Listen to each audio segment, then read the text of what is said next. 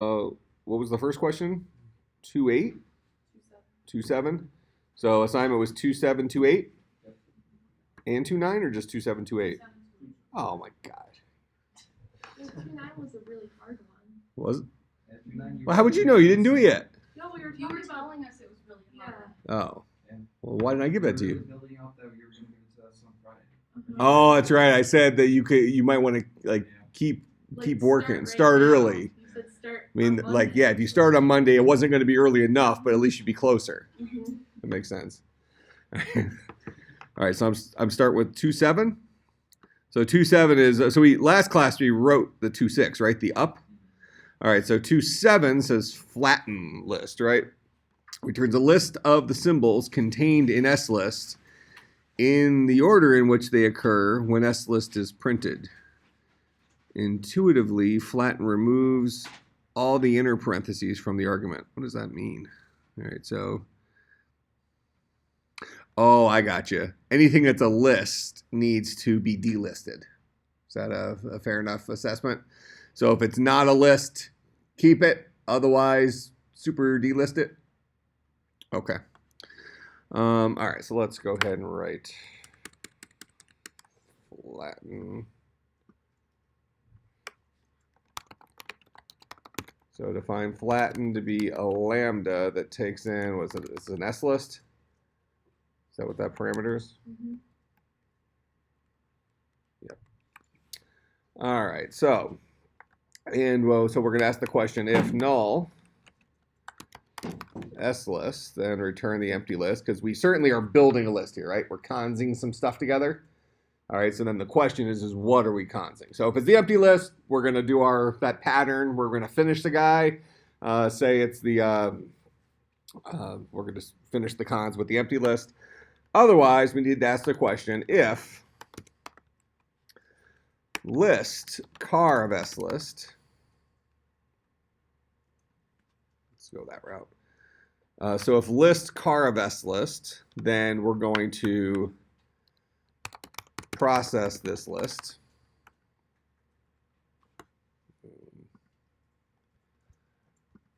Otherwise, we're going to cons car of S list onto flatten cdr S list. Like that.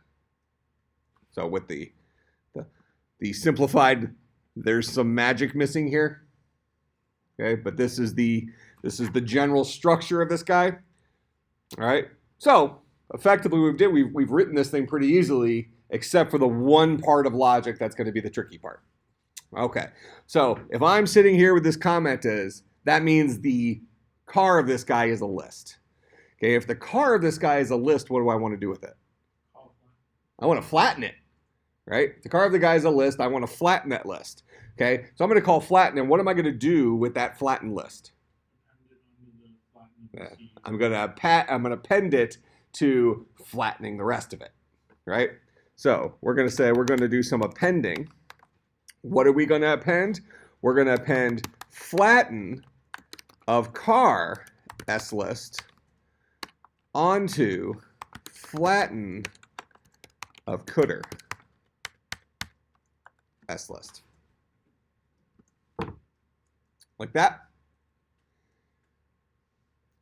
Now, what's the difference between append and cons?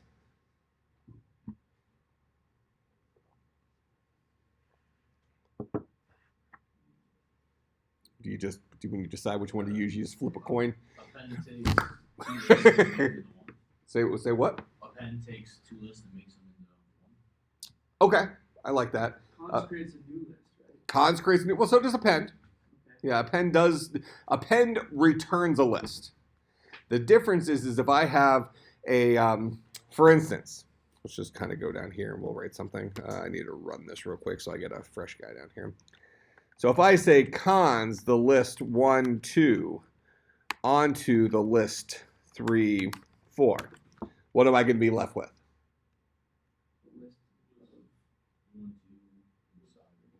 Okay. So a list whose first element is the list 1, 2, and whose second element is a 3, and whose third element is a 4. That's what cons would do for that. Now, append 1, 2 onto the list 3, 4 is going to give me a flat list of 1, 2, 3, 4. Does that make sense? I'm taking these two lists together. It's almost like taking two strings and concatenating them together. So we can think of append as kind of like concatenation. All right, that makes sense, the difference? All right, so let's kind of test this guy up here and then we'll walk through it. Well, flatten on this. This should be a pretty easy version of flatten.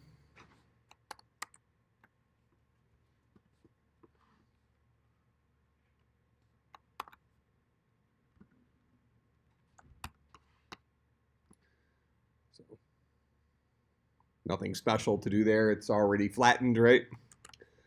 Similarly, if I call flatten on this guy,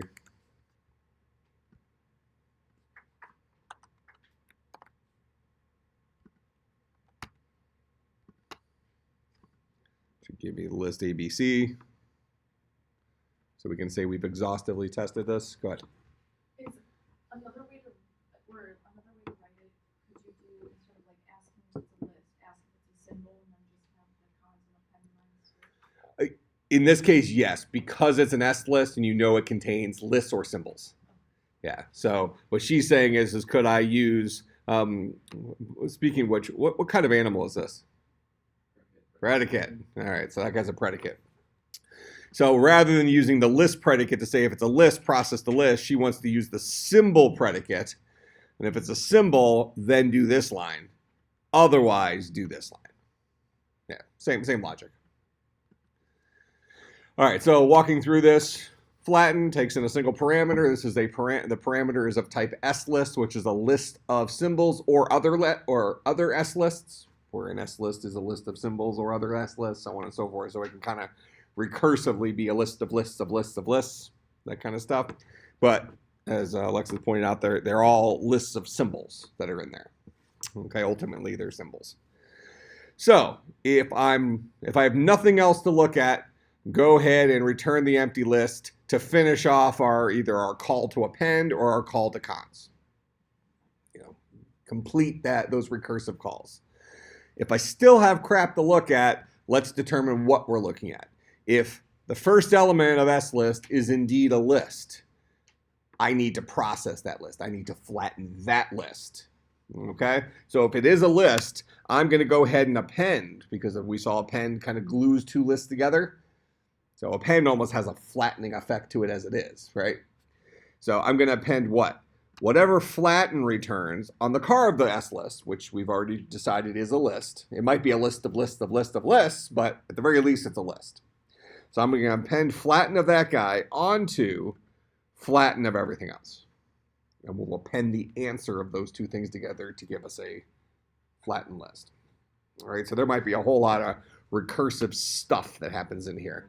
We have multiple calls we have 2 calls to flatten at least, right? But you might have, each of these calls might call flatten multiple times themselves. Otherwise, if I'm looking at just a symbol, I'm going to go ahead and cons that symbol onto whatever flatten returns for the rest of the list. Make sense? All right, so is that the easy one or the hard one? That was the easy one. Okay, so the other one's hell? All right. Let's find out. 1, 2, 8, right? Merge. So we have lists of integers, where LOI1 and LOI2 are lists of integers that are sorted in ascending order. And this guy should return a sorted list of all the integers in list OI1 and list OI2. So interesting. So this merge step, does this, what part of, there's an algorithm this guy's part of. What algorithm is that? Merge sort algorithm. This is the merge step of the merge sort algorithm, right? Merge sort takes some data, keeps creating sublists, and those lists are sorted in and of themselves. And then we merge those two sorted lists together. Make sense? Okay, so our ultimate goal here is to produce a single list, right, of things that are sorted. So when we say we're producing a list, and LOI is going to be a flat listy thing, right? So we're probably not going to have to do any appendy stuff here. We're consing a bunch of stuff together. All right, just a matter of who we cons. All right, so we're going to be going through our first list and our second list, and we're going to keep asking who's the winner, right?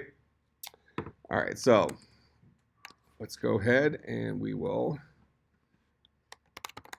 define merge to be a lambda that takes a LOI1 and an LOI2, like that. All right, so now the first thing we're interested in is if both of these lists are the null list, right? If we are done looking at stuff, okay, this is that same pattern, just has a little bit more complex Boolean expression associated with it, right? So we're going to ask if and null LOI1, null LOI2, if both lists are null. Empty list. Finish things off. I have nothing else to test. I'm done. All right, now, in the else here, we need to check each individual list.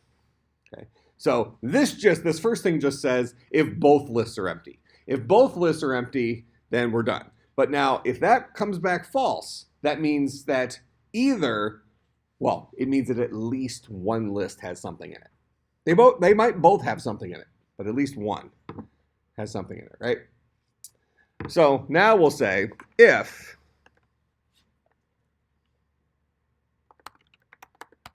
null LOI1, if that guy's the empty list, then what are we going to do? Well, that means by default, the car of LOI2 wins, right?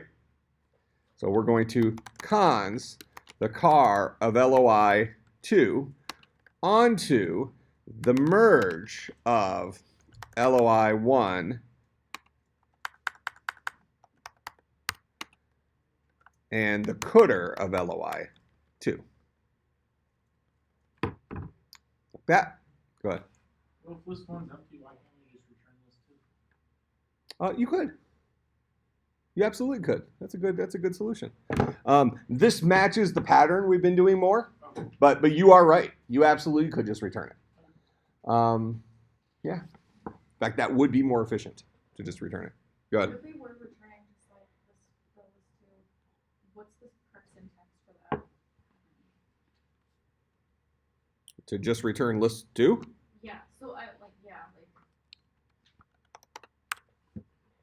so there's no parenthesis after Well, I mean, you'd have to have the in this case, no, there wouldn't be a parenthesis because that's the true statement of it. So now we have the false statement of the if. Yeah, so this is what we do if LOI1 is null. Return LOI2. So we'll write it this way so you can see that syntax then. So if that guy's null, do that. Otherwise, if null LOI2, then return LOI1. Now, if we're in this else, that means they both have something in them, right? That means the car of LOI1 is something, the car of LOI2 is something, and we're going to ask who's the winner. So if car of LOI1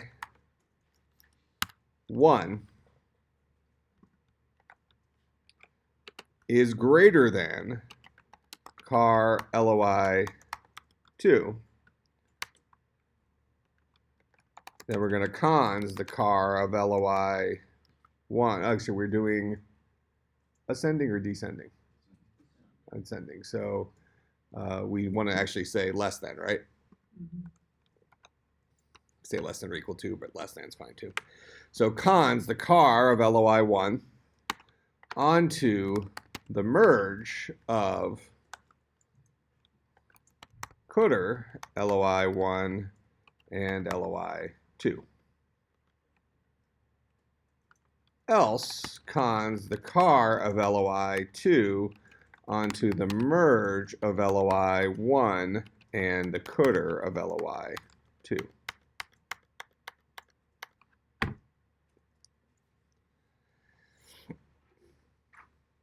So here's our two lists that are presumed to already be pre-sorted, right?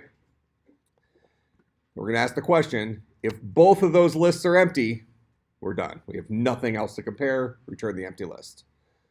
Otherwise, we're going to ask, is the first list empty? The first list is empty, just go ahead and return the second list. Otherwise, if the first list is not empty, let's ask the question, is the second list empty? If the second list is empty, just go ahead and return the first list. Otherwise, if I'm right here, that means that both lists have at least one element in it. So I'm going to compare. Is the first element of the first list less than the first element of the second list? If it is, I'll go ahead and cons the first element of the first list, my winner, if you will, onto whatever merge returns for the rest of my first list and the second list as is, because I didn't select a winner from the second list. Otherwise, it must have been that the second list was the winner. Therefore, we'll cons the car of the second list onto whatever merge returns for our first list as is and the rest of our second list. That make sense?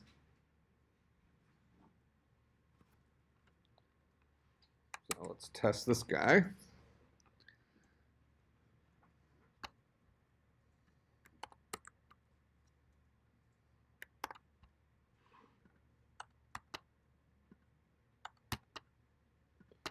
So it should give us 11248.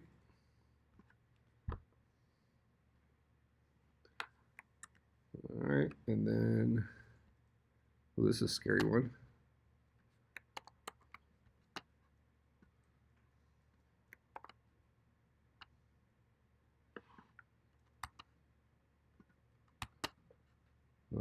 I don't know what this is supposed to give us. Well, just as long as they look like in the right order, we're good. Yep, that looks right. So now we've exhaustively tested it. It works for everything. All right, questions about either of those?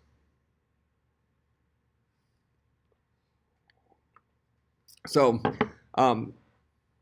based on the patterns we've seen up to this point, what were some of the complications we had with merge? Because really, when we think about it as a generic pattern, this pattern is no different than we had before. What did we really do? What were the new complications we ran into with merge? Because it was harder, right? But the logic wasn't harder. What was harder? We had scarier Boolean expressions, right? So complex Boolean expressions. When we look at it after the fact, we say, oh, well, that makes sense. If both of them are empty, it's easy to say that after the fact when you see the answer, right? It's like, oh, both of them are empty. That's what we do. One of them is empty. Well, choose the other one. The other one's empty. Choose that one. Right? That's easy once we see it. But if we're having to build these compound Boolean expressions, because that's what this guy is right here, right? What's a Boolean expression again? We should almost have like a song that goes to it, right? Any expression that boils down to a single value of true or false. We need like theme music. All right? So now at a glance, this guy looks way more complicated than that. And this isn't the most complex Boolean expression any of us have seen. Okay? But it's more complex than what we've looked at so far in here, right? We've just seen like null, question mark, some element. Then that's just the decision. But at the end of the day, an AND produces a true or false. Here's our first Boolean expression is this guy. Here's our second Boolean expression is this guy. We AND the result of those two guys together and we get a single Boolean answer, true or false. That make sense? All right, so what was another complication with this that kind of upgraded it in difficulty from previous things we've done in here? So, Having to order the lists. would you say that the logic of this problem was all that hard? In fact, wouldn't you say that merging two lists that were both already in order, from our perspective, really seems like maybe an easier mental problem than the whole flattening problem, where you have lists inside of lists inside of lists? So this was really felt less recursive, didn't it? You kind of knew that you were only going one depth in recursion-wise. It was just a matter of who you picked the winner from. So really, this problem was the easier problem to kind of wrap your mind around in terms of what we're trying to solve. Right? Because the flatten one, the difficulty with that is kind of getting lost in the recursion. When you have a car who's a list of a list of a list of a, whatever, and you start getting like, oh, at what point does my mind unravel? All right. So maybe the second difficult part of this one is the level of nesting in our if statements, right? We didn't just have a single flat, if this, do this, otherwise do something else. So we have our exact same pattern, but we have it kind of at, 3 levels, 4 levels, tall. So this is where we want to break the problem down into simpler steps. If that makes sense? All right. Here, I'll copy all this.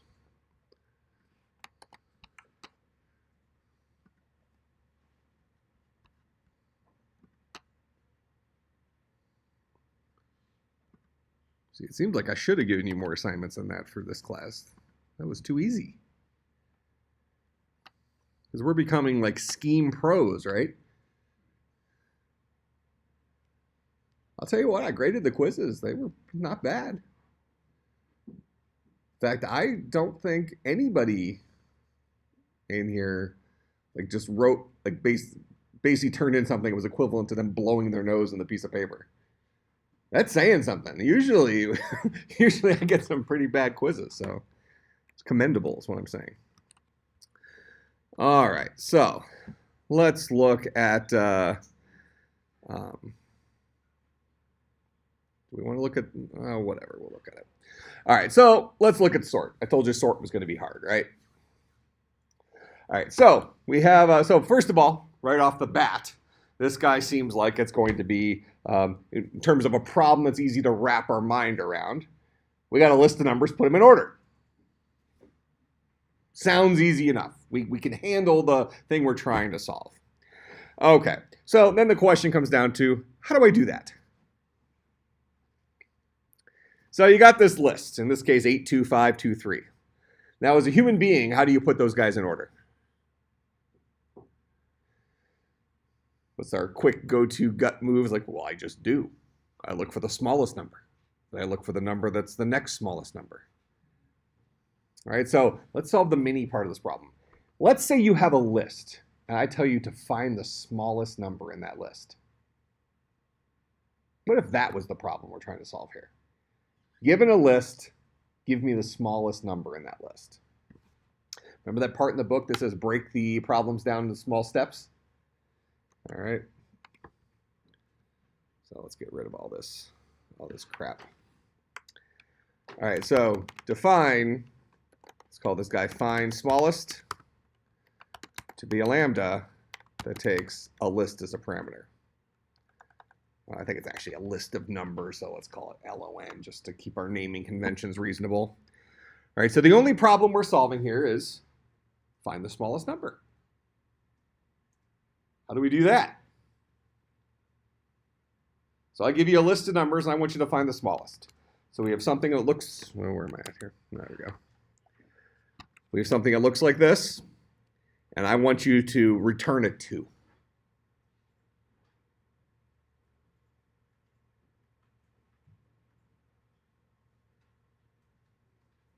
How are you going to do that? I just told you I was going to help you with this one. This is certainly an easier question than sort the whole thing, right? I want to find the smallest number. How do I find the smallest number?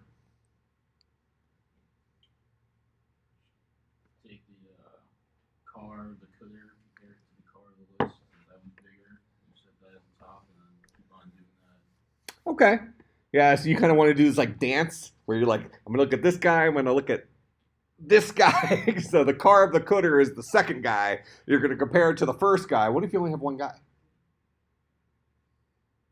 Ruh-roh. Okay, so this might be one of those cases where we throw ourselves a helper, right? Give ourselves a helper. So we're going to call this guy find smallest helper. He's going to help with our find smallest function.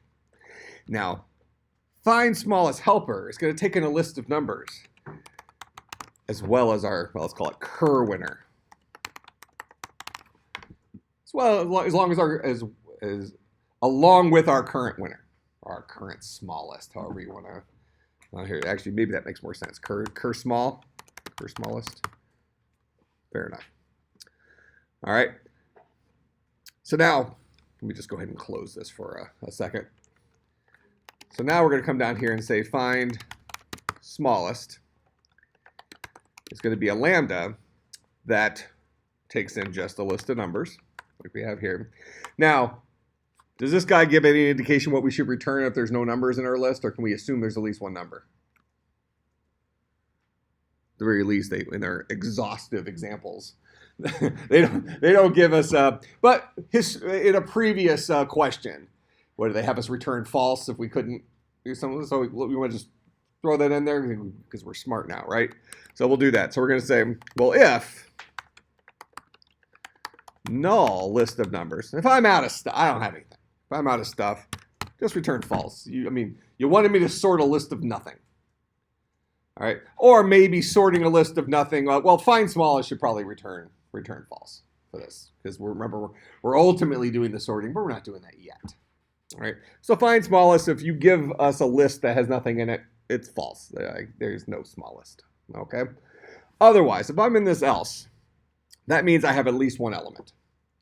So what am I going to do? I'm going to return whatever find smallest helper returns, passing it the cdr of my list of numbers, as well as my current winner, which is the car of list of numbers. So I'll go ahead and just select bucket number 0 as my current smallest. As far as I know, it's the first dude I ran into. He's the winner. Now I'm going to start comparing him to the other dudes, right? So now we come up to find smallest helper. What am I going to do here? So I have a value, cur smallest, and I have a list of numbers. Now, if list of numbers is empty, if I'm out of stuff to check, what do I do? Yeah. Well, do you say return what? Cur smallest. Yeah, I thought you said return first in the list, possibly. So it's yeah, you're right. So if null list of numbers, I have nothing else to compare. My winner is cur smallest. Survival of the fittest, right? All right. Now, otherwise, if I do have something to compare, that means at the very least I have a car of LON. If I have a car of LON, I need to compare it to my cur smallest. Now, my car of LON is only going to take the championship in the event that he's smaller than my current smallest, right? So I'm going to ask the question, if less than car LON cur smallest. So if the first element of the list is actually smaller than my current winner, I have a new winner. So what do I do if I have a new winner? What's my move when I have a new winner? Okay, how do I do that?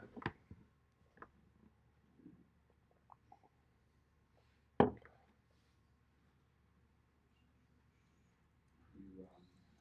would call find smallest helper with the cdr of LON and then the car of LON.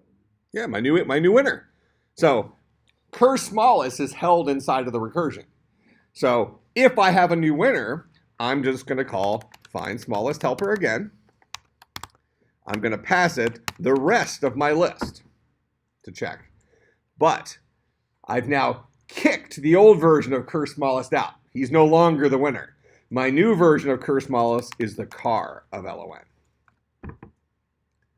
Okay, thrown a new guy in as the champion. Make sense? Otherwise, if the car of LON was not smaller than cur smallest, what do I do then? What's my move? Just call find smallest helper on the code, right? With current smallest. Yeah. So find smallest helper, passing it the rest of the list.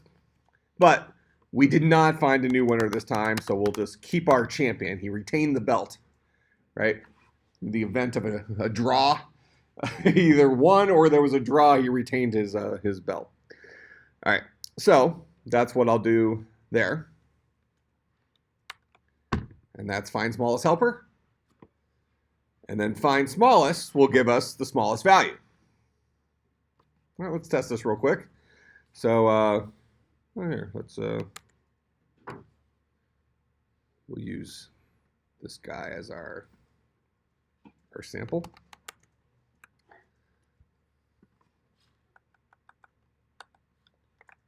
So we'll go ahead and call find smallest on that list.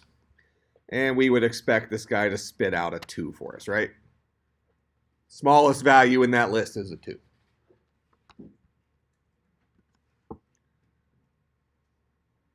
right, perfect. So we've exhaustively tested these functions. They work perfectly for every input we could ever give them. Absolutely. Okay, like I said, I'm still waiting for my first bug. Okay, so that's find smallest. Oh, great. So now we have this little widget. We have this tool that we can use that give me a list. I can find the smallest value in that list. Okay, great. But now I need to go back. I'm supposed to sort. So how does that tool help me? Remember a few minutes ago I showed you this list. And I said, oh, sort these. What's the very first thing you did? You went and found the smallest number, right? That's going to be the first element of my new list. Find the smallest number. Then what do? Find the next smallest number. Well, how do I find the next smallest number? Do I kind of have to remove the old smallest number? And then call find smallest again? All right, so now we got to write a tool called remove smallest. This is kind of like how many people does it take to change a light bulb? We got all these little helpers sitting around. It's like your job. You find the smallest number. Okay, once we tell you what number to remove, you get it out of there. All right, so we're gonna remove val.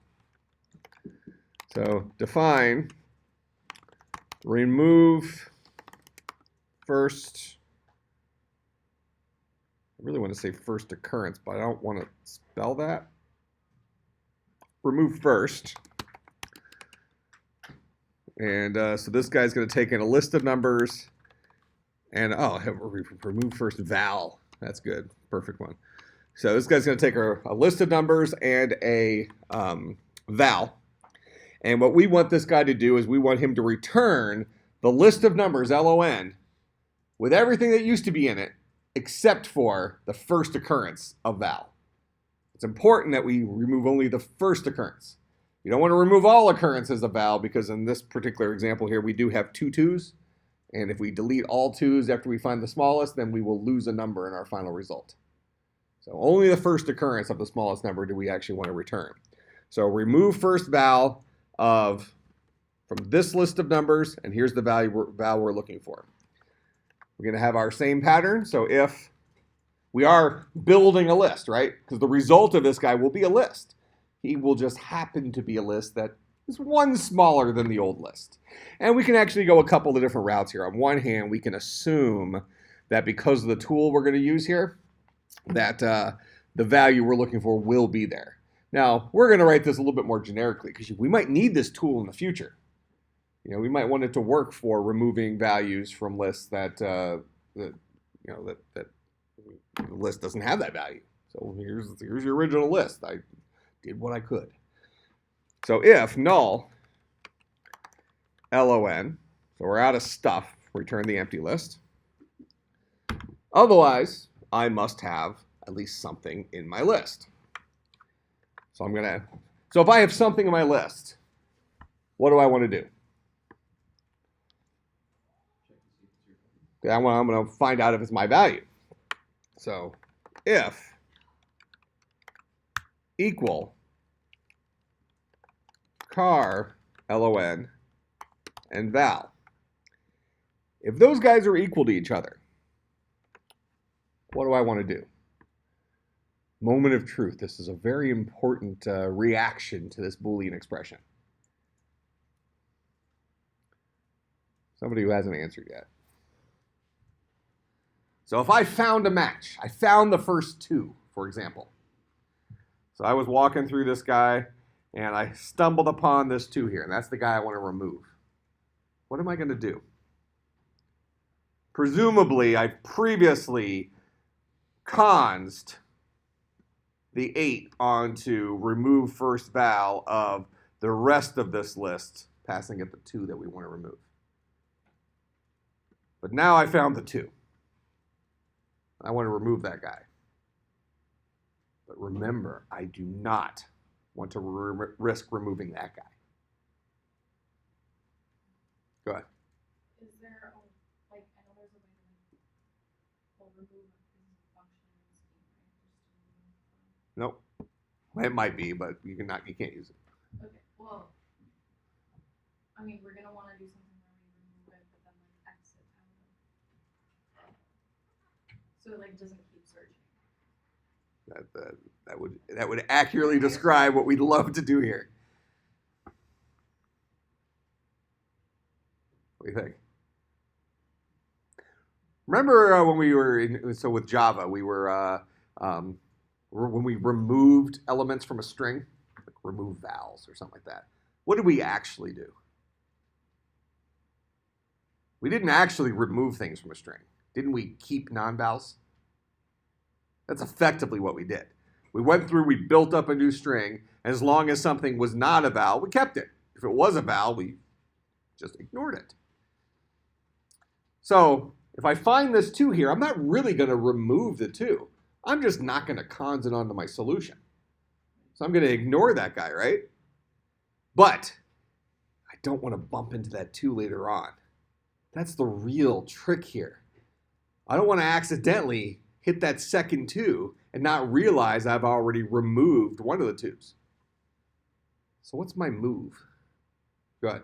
Can't we set, like after we find that first 2, can't we set the val to like -1? Well, what if the value we're trying to remove was -1? Well, I was just thinking like it was just positive numbers. But like set val to something different so like it can't. Well, I mean, fair enough, but what is different? Because it lists the numbers that could be positive or negatives. Not a bad solution. You would do what? So well, I mean, it is a loosely typed language, so I mean, we can change val to an ice cream cone, I suppose. Say, look, if you're still looking for ice cream cones, I got nothing for you. Ice cream cones are off limits, so I'm just gonna keep just giving you the list.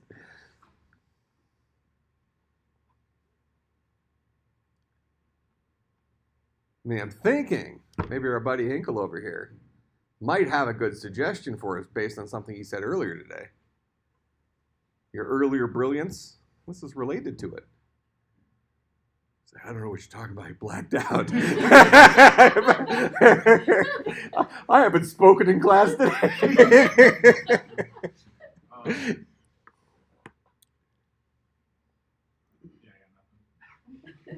Now, earlier you were telling me that, wow, can't you just return the list? Because we want everything else. I don't want to do anything else in this list other than ignore the first element because the first element's the dude I want to kick out. I don't want a recursive call. I just want everything else. I'm just going to ignore this one dude. So, won't I, if I found the guy I want to remove, won't I just return the cooter of LON? Everything but the first element. Just return it. Done. No more recursive calls. So I'll cons everything up until that point onto this list. The cooter of something is guaranteed to be a list, right? Else, if it's not the dude I'm looking for, that means I need to keep trucking. So if it's not the dude I'm looking for, I'm going to cons the car of LON onto whatever remove first val of cooter LON and val returns.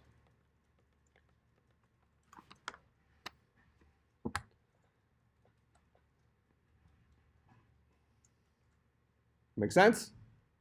This is our magic trick here. If I found the dude that I want to remove, I'm going to ignore him and just go ahead and return everything from that point forward. Well, from one step forward. No recursive call there. That way I'm not risking bumping into another 2. Because I'm not checking the rest of the list. I'm just saying, this is everything else you want here. I've already skipped past the dude you wanted me to look for. See how that's related to what you said earlier? Yeah. And the same thing. He's probably working on homework from another class. This stuff? Yeah. So you were paying attention. Yeah. So why didn't you get this right? I was so impressed with your answer earlier. It's the first time in 4 years you said you were impressed. I don't hand out compliments lightly. So when you get one, you take it. Most of the time, I'm belligerent because, man, I'm kind of idiot. I mean, Tim, I say that to you all the time. I mean, I've almost become desensitized to it, actually. My expectations are so low at this point. That's what I was going for. That way when I do really, really well, you're like, Yeah, but how well do you have to do for me to classify it as really well at this point? Like, man, the guy got his name right. That's an A+. Nailed it. All right. Bible VR is No, hey, you're right. You've done really well with that. You are right. What was I doing? Okay, so this is remove first. We'll go ahead and test that.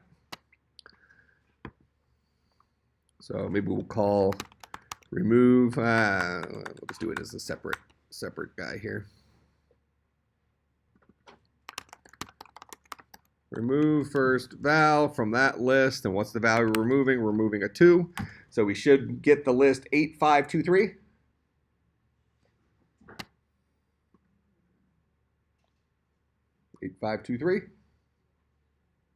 All right, we've exhaustively tested that with every possible input. Works. All right, so now what? I got my helpers here, right? got one guy. He goes through and he finds me the smallest value. I got another dude who takes the current list and removes that value from it. What do I do with that value? you call remove first val and pass it to the value. No. We're just talking people here. So I discovered that the 2 is the smallest value. Okay, because my buddy over here told me it was. And I had this other guy. I have imaginary friends. It's a thing. I mean, don't judge. All right, so I got this other buddy over here. His job is to go and remove that from me and give me everything else. So I know I have a 2. That's my smallest value. And then I have the rest of the list. I have everything but that 2 sitting here. What do I do with this 2? Yeah, but I'm going to add it to my. I'm putting these guys in order, right? I'm sorting. So I'm going to put my 2 right there. Okay. Now I get the list 8523. So again, I'm going to ask my buddy over here. What's the smallest number? What's he going to come back with? Well, 2. So I got another 2. And I'm going to say, okay, you go and remove the 2 from this. So he's going to give me, what, an 853 back. And where am I going to put that 2? Right next to that 2. Then I'm going to say, what's the smallest value here? It's imaginary. 3. See, everybody saw it. You thought it was imaginary. No.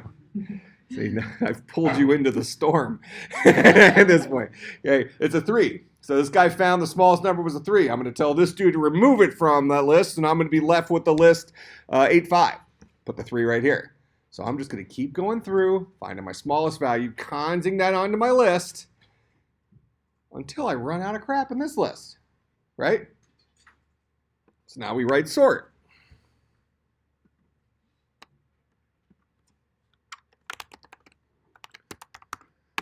You have to call it something different because sort's already defined.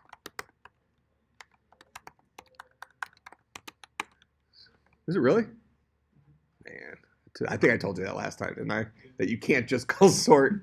Cheaters. Because you would do it. You know you would. All right, so what am I doing? Oh, this guy takes in a list of numbers. All right.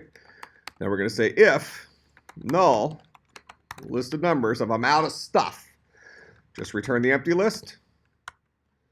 Else, what am I going to do? I'm going to cons the, what do I call it, find smallest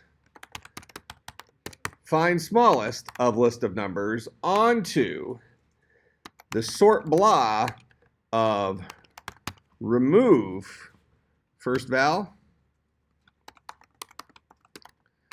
of find smallest LON. Except it wants the remove first val takes the list first. Yeah, it takes the list first. So my list is going to be LON. This is going to be the smallest value. So this guy right here is going to boil down to my list with the smallest value removed, right? So I'm going to call sort blah on that. I'm going to cons onto that my find smallest value.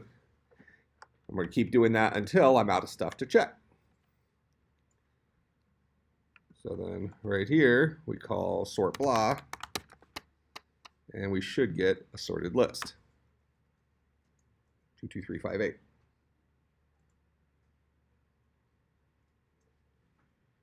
See, wasn't sort really easy once you see it like this?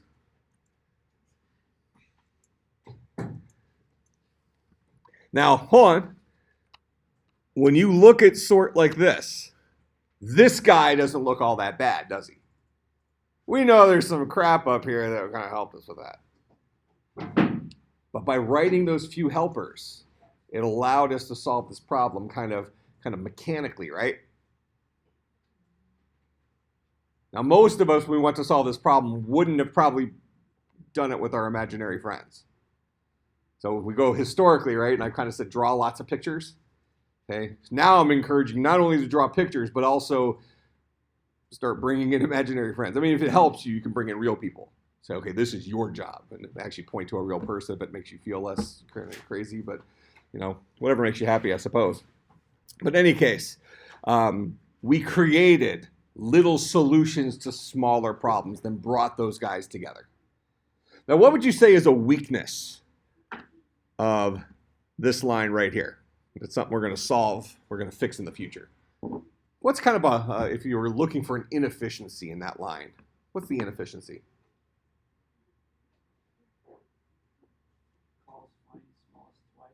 Yeah, I have to put this guy to work to solve the same problem 2 different times, right? Because at this point, I don't have a way of kind of saving that value. If we were writing this in Java, we just create a quick variable, toss that answer in there, and just use it twice. But we don't have that ability yet. We will, but we don't have it yet. All right, so for homework. Oh, that's going to be just the hell.